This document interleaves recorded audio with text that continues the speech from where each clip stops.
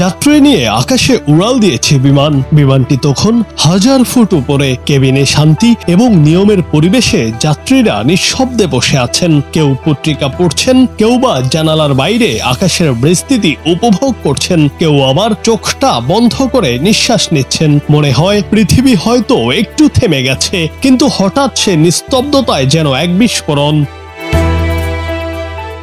এক বৃদ্ধা হঠাৎ চিৎকার করে বলে ওঠেন, পান খাওন যায় না, জানালা খুলন যায় না, বিমানটা থামাও, আমি যাবো না।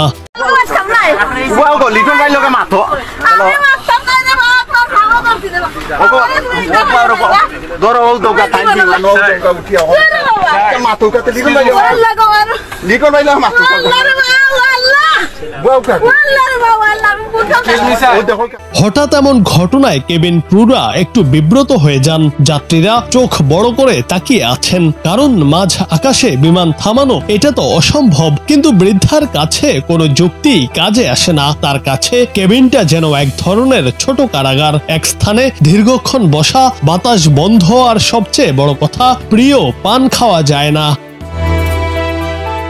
সহযাত্রীরা তাকে শান্ত করার চেষ্টা করছেন, কেউ বলছেন দাদি বসুন, কিন্তু তার রাগ তো আরো বেড়ে যায়। চোখে অশ্রু আর চিৎকারে সরলতাই ফুটে উঠেছে।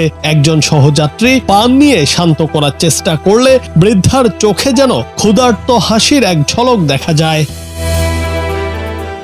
কিন্তু তার চিৎকার থামেনি। জানান তিনি যাবেন না বিমানে। যাত্রীরা একদিকে তো আতঙ্কিত, অন্যদিকে হাস্যরসে মেতে ওঠেন। কেউ ফোন বের করে ভিডিও করছেন, আবার কেউ মুখ ঢেকে নিচ্ছেন, কেউ আবার চুপচাপ বসে মুহূর্তটা উপভোগ করছেন।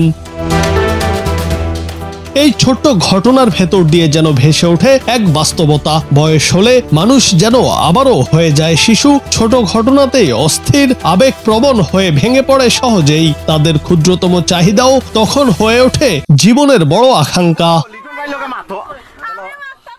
জুনায়েদ আহমেদ, বাংলা টিভি।